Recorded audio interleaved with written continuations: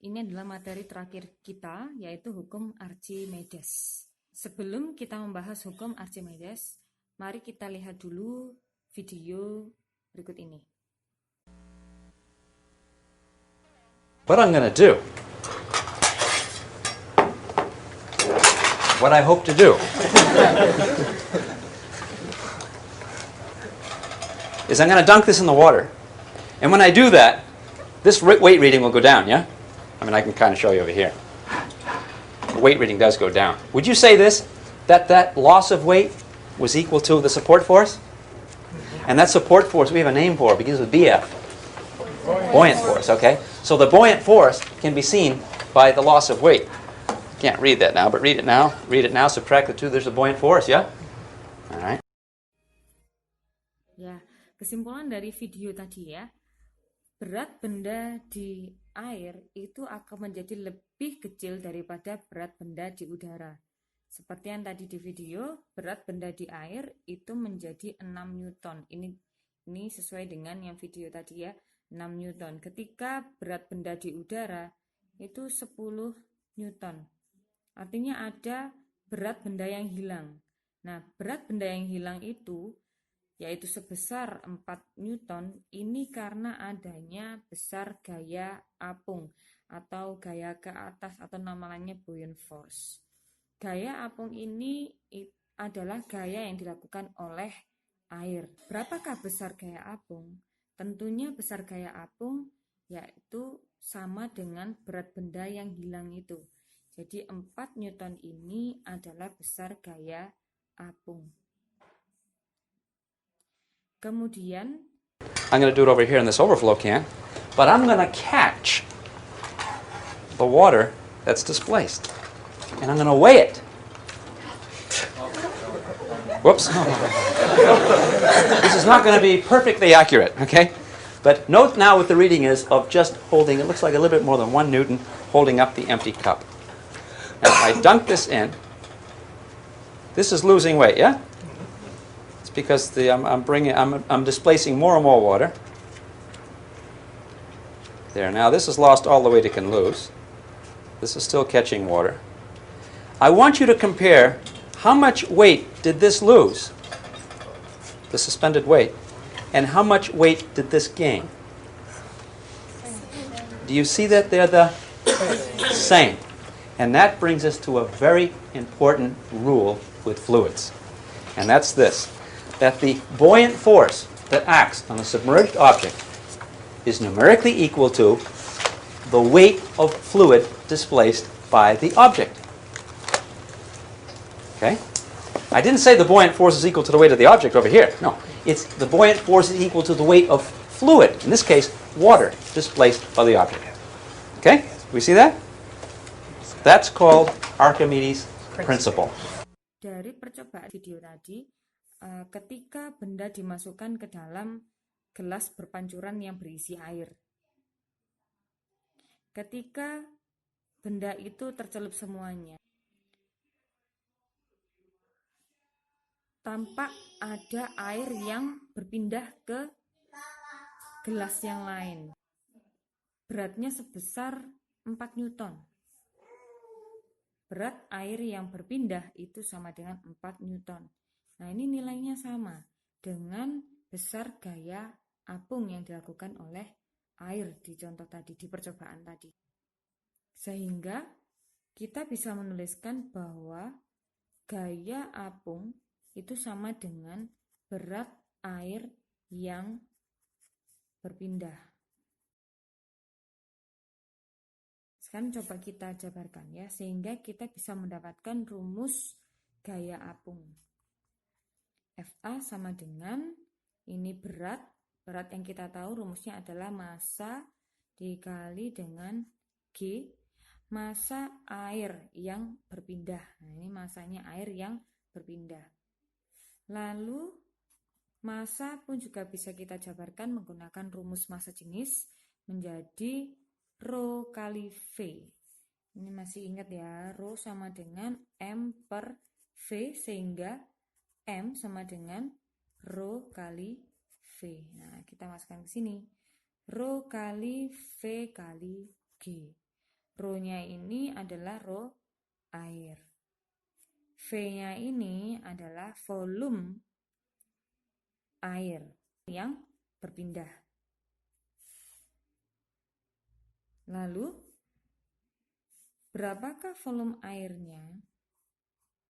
Karena tadi di percobaan tidak menghitung volumenya. Tidak menghitung volume air. Nah, berarti bagaimana kita bisa mengetahui volume airnya? Kita lihat video berikut ini lagi. Some of the best opportunities to learn are the moments in which we are perplexed, those moments in which you begin to wonder and question. These moments have happened throughout history and have led to some truly amazing discoveries. Take this story, for example. There once was a fellow named Archimedes. He was born in 287 BC in the city of Syracuse in Sicily. He was a Greek mathematician, physicist, engineer, inventor, and astronomer. One day, Archimedes was summoned by the king of Sicily to investigate if he had been cheated by a goldsmith. The king said he had given a goldsmith the exact amount of gold needed to make a crown. However, when the crown was ready, the king suspected that the goldsmith cheated and slipped some silver into the crown, keeping some of the gold for himself. The king asked Archimedes to solve the problem, but there was a catch. He couldn't do any damage to the crown. One day, while taking his bath, Archimedes noticed that the water level in the bathtub rose and overflowed as he immersed himself into the tub. He suddenly realized that how much water was displaced depended on how much of his body was immersed. This discovery excited him so much that he jumped out of the tub and ran through the streets naked, shouting, "Eureka!" which comes from the ancient Greek meaning, "I found it!" Nah, setelah kita melihat video tadi, sudah tahu ya, volume air yang berpindah itu sama dengan volume benda yang tercelup. Seperti tadi di video, yaitu ketika Archimedes itu mandi, maka ada air yang tumpah ketika Archimedes masuk ke dalam bak mandi, gitu ya. Nah, air yang tumpah itu memiliki volume yang sama dengan volume bagian tubuh Archimedes yang masuk ke dalam bak.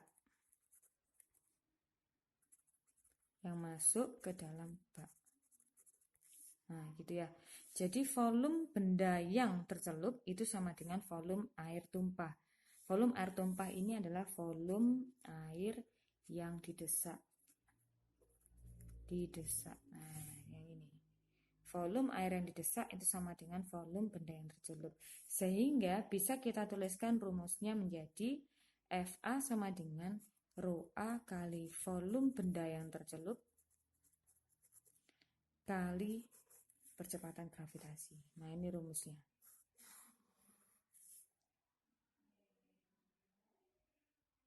Selanjutnya kita bahas tentang 3 penerapan dari hukum Archimedes. Nah, yang pertama, benda ketika dimasukkan ke dalam zat cair bisa mengalami terapung. Kalau dibuat gambarnya tuh seperti ini. Nah, ini terapung. Jadi ada bagian benda yang masuk ke dalam air, ada bagian benda yang muncul di atas permukaan air. Nah, kita bahas yang ini dulu. Benda pasti mempunyai berat. Berat itu arahnya ke bawah. Nah, berat benda ini ya, WB. Lalu, benda ini bisa terapung karena apa? Karena ada gaya ke atas yang dilakukan oleh air, oleh zat cair. Mengapa benda ini bisa terapung? Karena berat benda itu sama dengan gaya apung yang dilakukan oleh zat cair. Nih, kunci utamanya itu. Nah, kalau ini kita jabarkan, sehingga kita bisa tahu bagaimanakah massa jenisnya, gitu ya. Nah, WB ini kalau kita jabarkan menjadi MB kali G sama dengan FA, rumus yang tadi. Rho A kali VB tercelup kali G. Kita tulis ulang di sini. Rho A kali VB tercelup kali G. MB ini kita jabarkan menjadi Rho B kali VB kali G sama dengan Rho A kali VB tercelup kali G. Dicoret G-nya. Kemudian Rho B kali VB sama dengan Rho A kali VB tercelup. Nah, kita lihat VB tercelup ini adalah hanya sebagian saja dari VB. Artinya VB tercelup lebih kecil dari VB. Maka kalau kita buat perbandingannya, Rho B per Rho A sama dengan VB tercelup per VB. VB tercelup ini lebih kecil daripada VB seluruhnya, ya kan? Maka bisa kita tuliskan bahwa Rho B ini lebih kecil daripada Rho A. Nah, ini. Baik, untuk contoh soal yang pertama, yang terapung. Sebuah benda terapung pada zat cair yang massa jenis 800 kg per meter kubik. Jika 1/4 bagian benda tidak tercelup dalam zat cair tersebut, maka massa jenis benda adalah titik-titik. Kalau kita gambarkan itu seperti ini. Jadi ada zat cair di dalam bejana, kemudian benda terapung, yang tidak tercelup ini adalah 1/4-nya. Kemudian yang tercelup ini berarti berapa? Ya 3/4 kan gitu ya. 3/4 yang tercelup. Nah, terapung ini kuncinya adalah FA sama dengan WB. Jadi di sana ada FA, ada WB yang arahnya ke bawah gitu ya. Bisa terapung karena FA sama dengan WB. Kita jabarkan dulu. Rho A kali V benda tercelup kali G sama dengan WB itu Rho B kali VB kali G. G dicoret. Nah, V benda tercelup itu adalah 3/4 bagian dari volume. Yang tidak tercelup 1/4 bagian dari volume benda. Oke, berarti kita nulisnya 3/4 VB untuk yang volume benda tercelup. Rho A kali 3/4 VB. Nah, gini ya. G-nya sudah hilang, sudah dicoret, itu sama dengan Rho B kali VB. Yang ditanya adalah massa jenis benda, berarti yang ditanya adalah ini, Rho B-nya. Kemudian kita lihat di ros kiri sama ros kanan ada yang sama, yaitu VB. Bisa kita coret. Lalu, massa jenis zat cair itu adalah 800 kg per meter kubik. Kita masukkan 800 kg per meter kubik kali 3/4 sama dengan Rho B. Nah, ini dicoret, ini adalah 200, sehingga Rho B sudah ketemu yaitu 600 kg per meter kubik. Ini jawabannya. Tuh. Oke, sekarang yang kedua. Yang kedua itu melayang. Kalau digambarkan itu begini. Nah, jadi keseluruhan bendanya masuk ke dalam air. Ke dalam zat cair. Nah, zat cair belum tentu air ya, bisa juga minyak atau yang lainnya.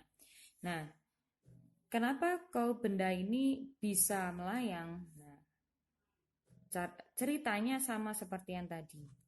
Benda memiliki berat, kemudian benda mendapat gaya ke atas yang dilakukan oleh zat cair.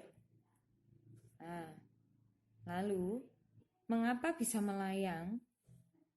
Karena berat benda itu sama dengan besar gaya apung. Nah, ceritanya sama seperti yang terapung tadi. Berat benda sama dengan gaya apung atau gaya ke atas. Nih, ini kuncinya lagi ya. Nah, tetapi ada perbedaannya. Kalau terapung ada sebagian benda yang muncul di atas permukaan secair. Nah, kalau melayang itu volume benda yang masuk ke dalam secair itu seluruhnya. Jadi kalau ini dijabarkan menjadi ini MB kali G sama dengan tadi ya rumusnya ya, sambil kamu menghafal, yaitu Rho A kali V benda tercelup kali G. G-nya kita coret karena sama. Lalu ini Rho B kali VB sama dengan Rho A kali V benda tercelup. Nah, V benda tercelup itu semuanya. Berarti kita bisa menuliskan Rho B kali VB sama dengan Rho A kali VB. Nah, ini V benda tercelup itu sama dengan V benda seluruhnya. Karena ini kita lihat nih, volume benda yang tercelup itu semuanya. Gitu ya. Nah, berarti VB yang di ruas kiri dengan VB yang di ruas kanan bisa kita coret karena kan sama. Nah, sehingga kita dapatkan rho benda sama dengan rho A. Tuh. Oke, contoh soal yang melayang. Sebuah benda melayang dalam zat cair. Diketahui benda memiliki massa 0,16 kg dan volumenya 200 cm3. Berapa massa jenis zat cair?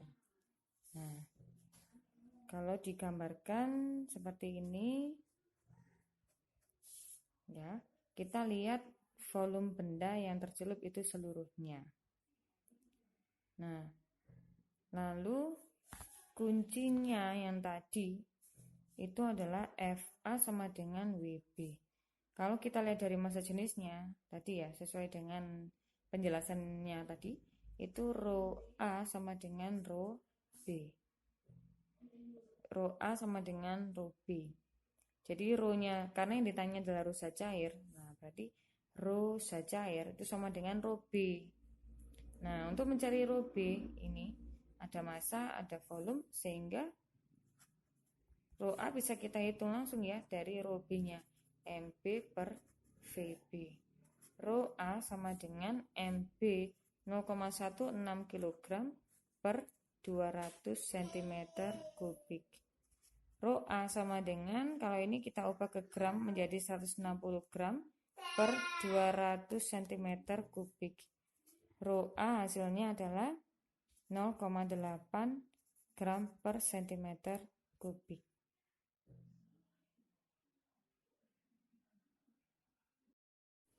Berikutnya sekarang yang ketiga. Yang ketiga itu adalah tenggelam. Kalau kita gambarkan, nah seperti ini. Jadi bagian bawah atau alas benda itu berhimpit dengan dasar bejana, dasar tempat. Seperti itu. Nah, benda ini memiliki berat yang arahnya ke bawah. Kemudian air juga pasti memberikan gaya ke atas kepada benda, gitu. Tetapi kita lihat bahwa benda ini tenggelam, sehingga bisa kita tuliskan W benda lebih besar daripada gaya ke atas atau gaya apungnya. Ini kuncinya. Ini berlaku FA sama dengan W benda di udara dikurangi W benda di dalam zat cair. Nah, ini. Coba kita jabarkan ya dari kuncinya ini. WB lebih besar dari FA. WB ini rho B kali VB kali G lebih besar dari rho A kali V benda tercelup kali G. G-nya dicoret. Lalu ini kita lihat yang tercelup itu adalah semuanya. Sehingga rho B kali VB lebih besar rho A kali VB. Nah, V benda tercelupnya menjadi VB semuanya. Lalu ini bisa dicoret sehingga menjadi rho B lebih besar dari rho A. Nah, ini. Tuh. Contoh yang ketiga untuk yang tenggelam. Benda bermassa 480 gram dan bervolume 400 cm3 dicelupkan ke dalam air yang massa jenisnya 1 gram per cm3. Ternyata, apa yang terjadi dengan benda? Yang kedua, berapa berat yang hilang pada benda? Pertanyaan yang ketiga, berapa berat benda dalam air? Kita kerjakan dulu yang pertama, apa yang terjadi dengan benda? Supaya kita tahu apa yang terjadi dengan benda, maka kita harus mencari massa jenis benda itu. Ya. Jadi kalau massa jenis benda itu lebih besar daripada massa jenis air, maka yang terjadi adalah tenggelam. Nah, apakah benar rho B-nya lebih besar dari rho A? Kita hitung dulu. Rho B sama dengan MB per VB sama dengan 480 gram per 400 cm3 dan hasilnya adalah 1,2 gram per cm3. Nah, ternyata memang benar rho B-nya lebih dari 1 gram per cm3. Artinya benda tenggelam. Ini untuk yang pertama. Betul, tenggelam ya. Lalu yang kedua, berapa berat yang hilang pada benda?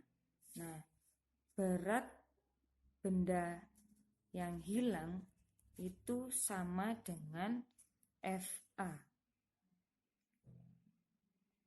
Berat benda yang hilang sama dengan FA. Nah, kita hitung.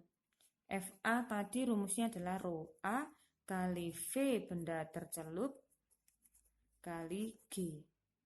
Rho air itu 1 gram per cm3 kali V bendanya 400 cm3 kali G-nya 10 Newton per kilogram. Nah, ini satuannya harus dalam satuan internasional. Jadi ini kita ubah ke kilogram per meter kubik, yaitu 1000 kilogram per meter kubik kali 400 cm3 diubah ke meter kubik, berarti 400 per 1 juta. Nah, ini jadi meter kubik sudah. Terus kali 10 Newton per kilogram. Kita coret. Kilogramnya dicoret. Lalu meter kubiknya kita coret. Lalu kita hitung angkanya. Ini dicoret. Kemudian dicoret begini. Ini juga dicoret. Maka hasilnya adalah, sisanya itu adalah 4 Newton. Nah, berarti berat benda yang hilang adalah 4 Newton.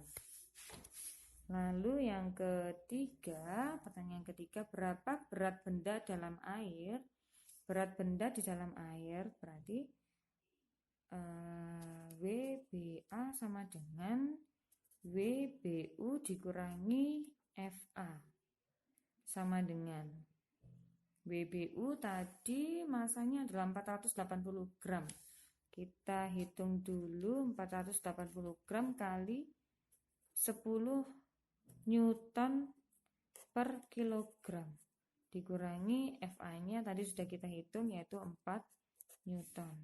Sama dengan 480 kita ubah ke kilogram. Berarti 0,48 kilogram kali 10 Newton per kilogram dikurangi 4 Newton. Sama dengan ini 4,8 Newton dikurangi 4 Newton, maka hasilnya adalah 0,8 Newton. Tuh. Jadi berat benda di air 0,8 Newton.